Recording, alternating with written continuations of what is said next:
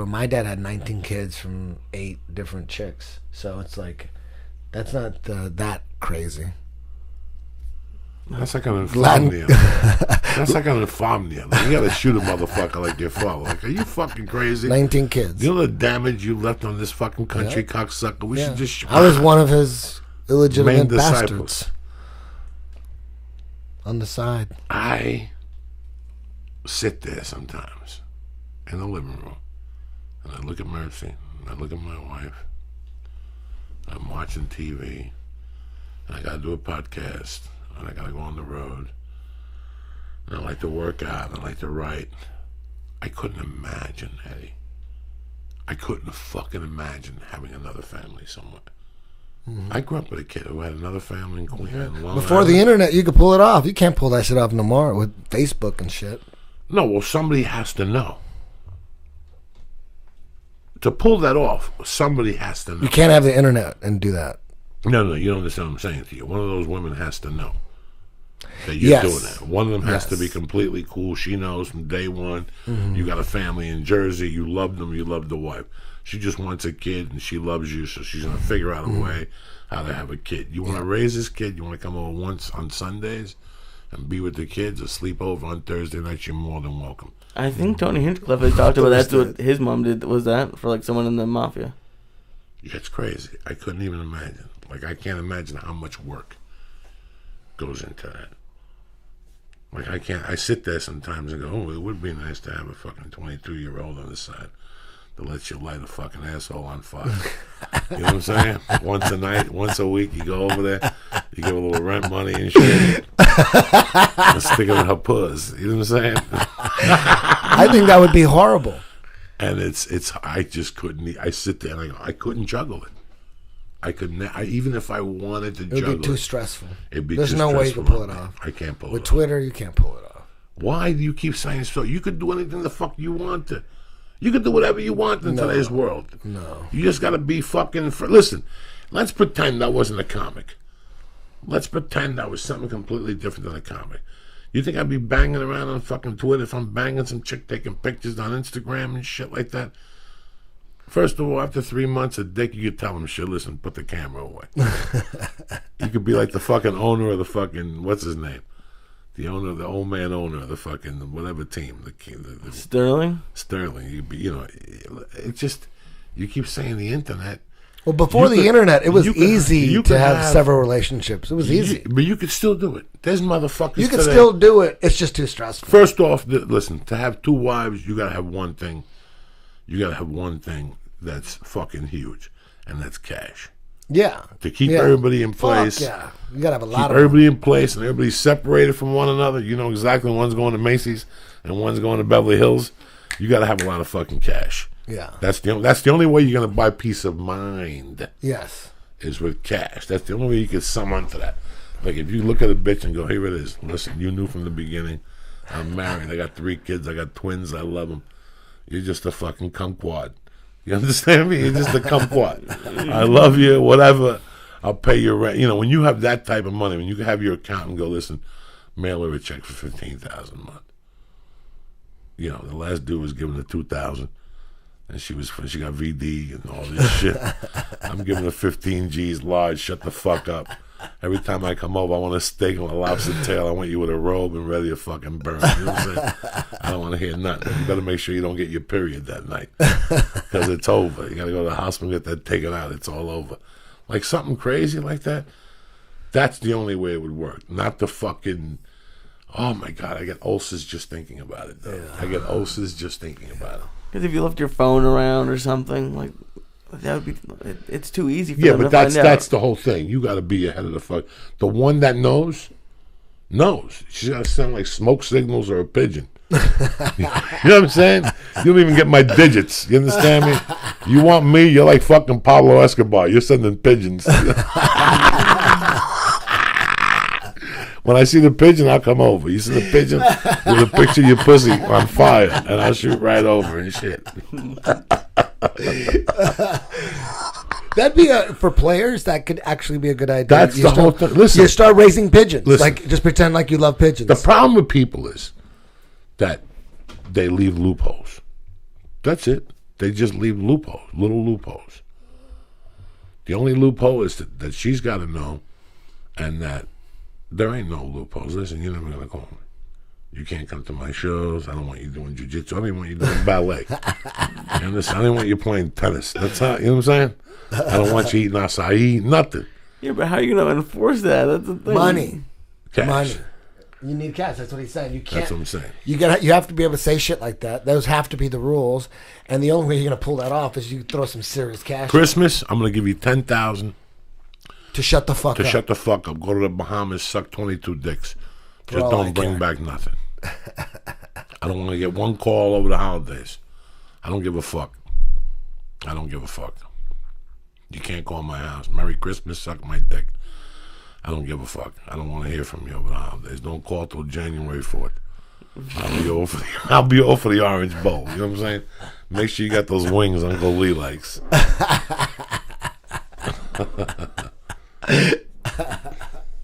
It sucks for people without money. What woman wants to be alone during the holidays? Why do you think guys are trying to be rich all the time?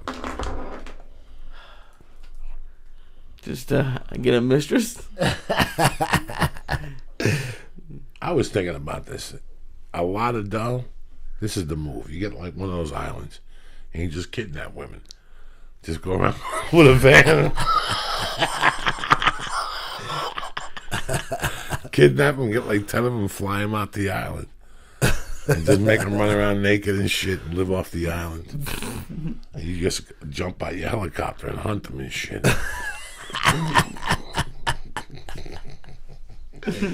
If you're going to do it, do it. You know what I'm saying? Why sit on the couch?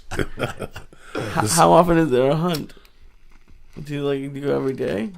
When I have Viagra shit. Probably every day, Lee. Listen, at least maybe 2-3 times a day on weekends. You're at home snorting Viagra and oxygen. You understand me? You're showing up, your dick is purple. You're showing up, your dick is purple. They see your dick and they faint. It's like they're seeing the Beatles. For the first time at Shea Stadium and shit. Women are fainting and shit. What? When it's like a tranquilizer dart? Like what do you do? Your dick's gonna need a deep tissue. Can you imagine? Lee, I sit there sometimes, not because I want to do it, just I go, wow, how could somebody do this? I can't even walk out of the house at 6:30. Like I wouldn't even know what to do or where to go. What about just the massage parlors? That seems like because they'll never call you. Who? The hand job places. Are you fucking crazy? I'm a 53-year-old man. They're disgusting. What makes you think I want some fucking Asian chick with a missing fucking tooth? Gross. Give me a hand job in North Hollywood. And dog, you go in there. Listen, Redman knows all about that. You go to a webpage and they'll tell you who sucks your dick. He's told on it. They'll tell you who rubs you down, who takes anal, who does all that shit. Listen, man, there's 1,001 fucking diseases out there. And you want to take a chance. I can see if you're 42 and, you're fucked up and you don't have a girlfriend and nobody to go home to. You got to go to desperate measures. But you got a wife at home, you go to a fucking massage parlor to get a hand job. How many dicks you think they rubbed that day? Do you think they even have fucking Lysol hand wipes in those fucking places? They're just gross to begin with. They're fucking, their hands. They're never hot. Huh? They're never good looking. I don't know. It scared me when I was 16. It scared me when I was 16. I saw VD live and in color. My buddy got VD, and I had to go with him to the clinic. And there was a guy or a chick with foam coming out of her fucking mouth, like scabs and shit. Once you see it in action, you're like, you know what? I ain't getting my dick sucked on the corner no more. It's over. Richard Bowe had an Aikido school on 68th Street, and everything else was karate. With the fist, Hassan's father. Yeah. So how crazy is that? That was my first karate teacher, was Hassan's father. But I didn't go to competitions with Hassan's father. I didn't start going to competitions till I moved to New Jersey. And I started training with this Vietnam vet who was fucking nuts. Why did you move to New Jersey? Because my mother had the bar in that neighborhood. So at that time, in that part of New Jersey, the big schools were Fujia Pai Kung Fu, who, by the way, are still there on the second floor above a Carvel. What's a Carvel? Ice cream store. Oh, shit, okay. And then the other big school was Gushinru Karate.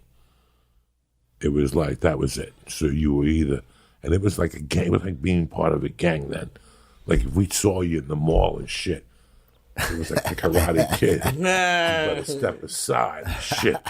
Fu Jiao Pai in the house, you know, and then we were like, some of us would know each other, but pretty much, you know, that's 10th Planet over there, watch out. I'm over here repping fucking Marcelo Garcia. Don't even come over here with your coronavirus and shit. Like that's how you thought at that age. You really did. You took it that personal, you know. And they made the Karate Kid.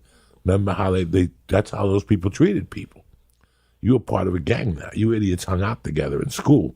You know, you were the Karate Kids and shit until you went up to a black school and you got lit up. And then there was no more Karate Kids. That was the end of it. You went to like some beach and you picked on some skinny black dude and he just lit all four of you up. And that would be the end. It would take one beating. I forget who I was with when we got a beating. When I was a kid, there was a time when I lived in New York City. And I would just go to Union. I lived in New York City, but I would go to Union City with my mother. So I had to find something to do. So I joined the karate school while she was at her bar. That would get me out of there for an hour and let me walk. Yeah. And I became friends with a couple of karate kids. And that was the first time at night that I would tell her, like at 7, Ma, I gotta go. And I would take my gi, and me and these creepy kids. I hung out with 2 creepy kid karate sets. My first one was this kid. He had to be 20-something. He was a pervert, but he didn't work up the balls to pervertize us. Like, you know what I'm saying? He hung out with this dude named Pino, who was my age, and my family knew his family. We called him like Crazy Mike. He lived with his mother.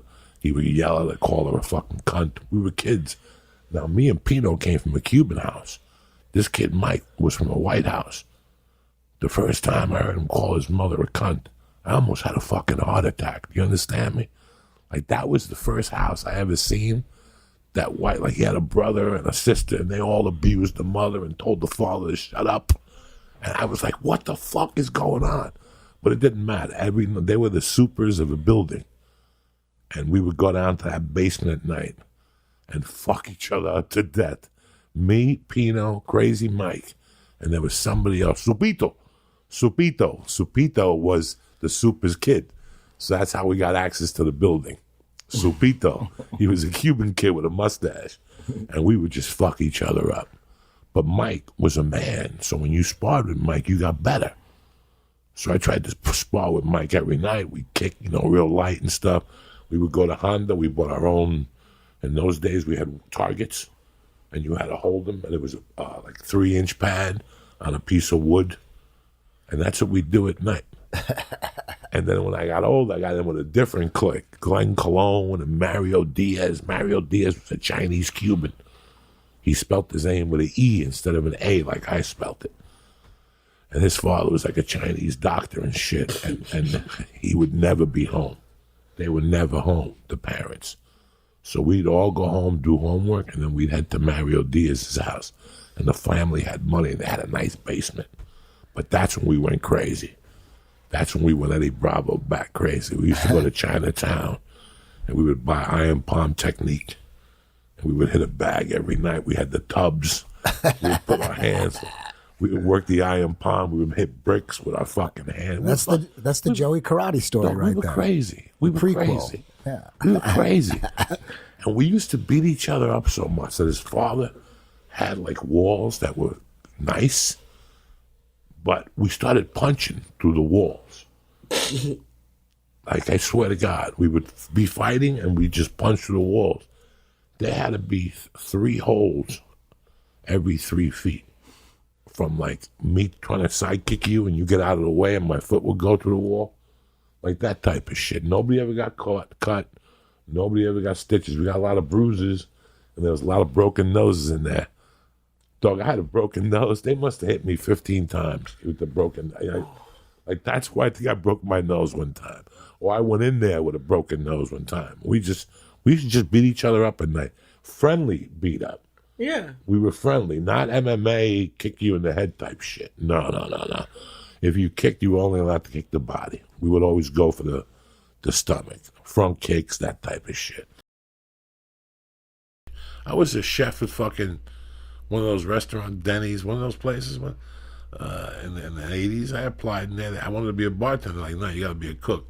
I went in there, learned the menu. I went there for 2 minutes. They told me to put those potato skins in the microwave. When I seen those things raw, I can't give those to human consumption. I ran the fuck out of it. I couldn't be one of those people. But I knew these things going in, day one. When I got a job building scaffolds, the dude told me the first day, "You scared of heights?" Me? Fuck no. I could fly a fucking helicopter. Dog, you ever hang a scaffold?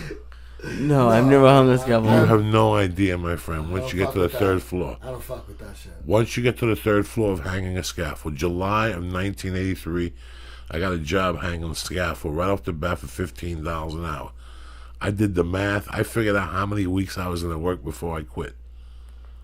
You know what I'm saying? Like, I went home, 15 an hour. I get a raise after a month to 18. I'll put away this money. I'll do this. I do this. I'll do that. I already had a plan. I was going to work for a year and go back to school. Dog, I quit the third hour. The third fucking hour. When they told me to climb up to the top and they were going to hand me scaffold and I would have to put it into the hinges and climb up and wait for the guy to give it to me again and hang it. Fuck you. What did you say? You just said, I said, hold on, I got to go to the bathroom. And they're like, oh, it's behind there. Pew! I never came back. And then I showed up a week later, but got a job on the same construction site, only drilling. Now, this is after I robbed that construction site. Of course, why not? My butt, how I knew that construction site, because my buddy took me up there when they were in the beginning.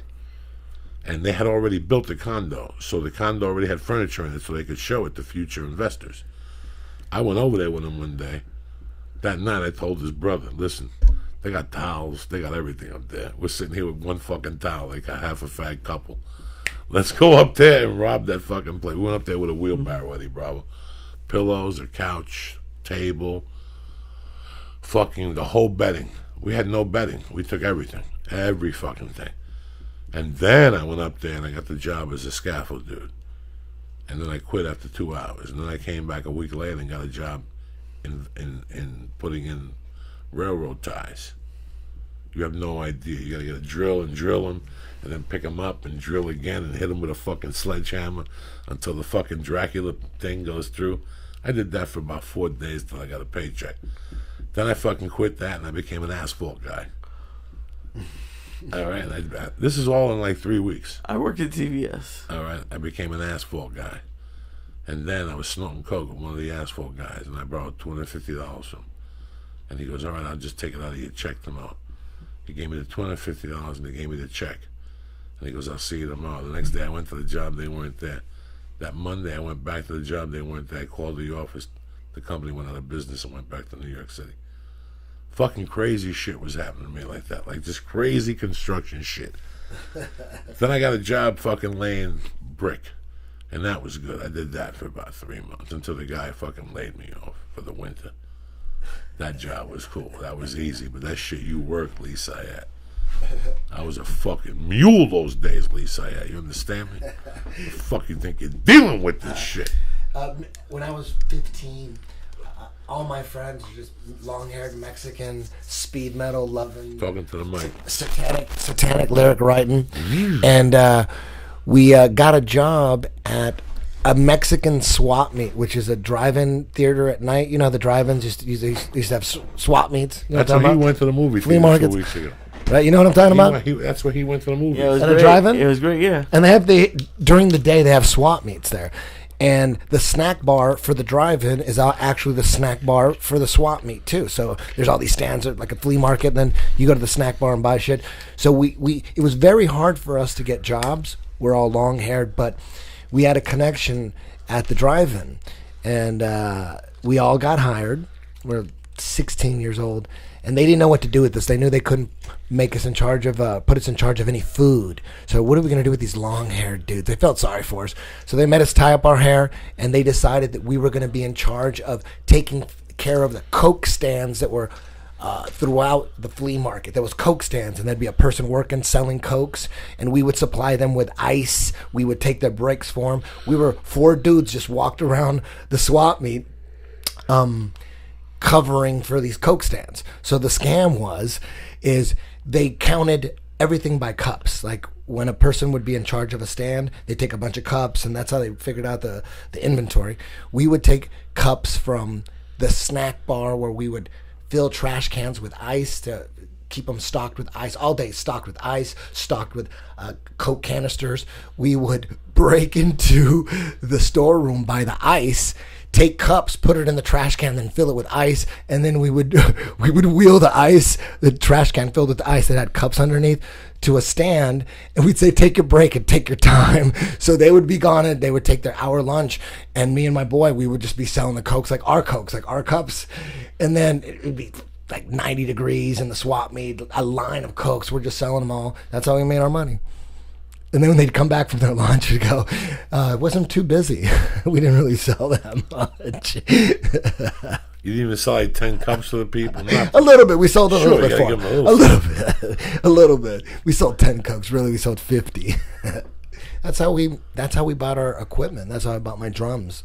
Scams like that. That's how I bought all my music equipment, PA systems and shit.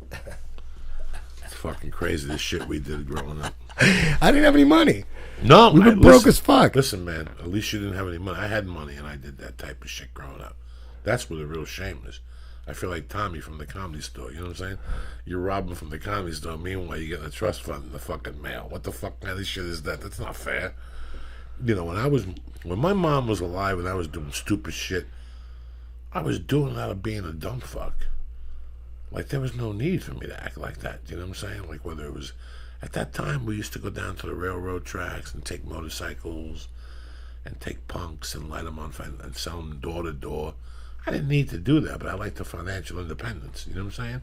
I like to make $10 that she didn't know I had. I always dug that. There was something about that. Yeah, she gave me 20, and she thinks I got 40 in that box. But I really got 40 in that box, but I got 80 under the bed from the scam I did. You follow me? And I can hide my scam, and she'll keep giving me fucking 20s. Those 80s are going for... That was my thinking at that early age. You know what I'm saying? Like, I was one of those creepy motherfuckers. You know, I did karate for 6 months. Did you? Yeah. I got a green stripe on my white belt. I took one test to get that stripe, and on the results, it's like a piece of paper. It said, excellent overhand knife strike. So I thought that was my shit.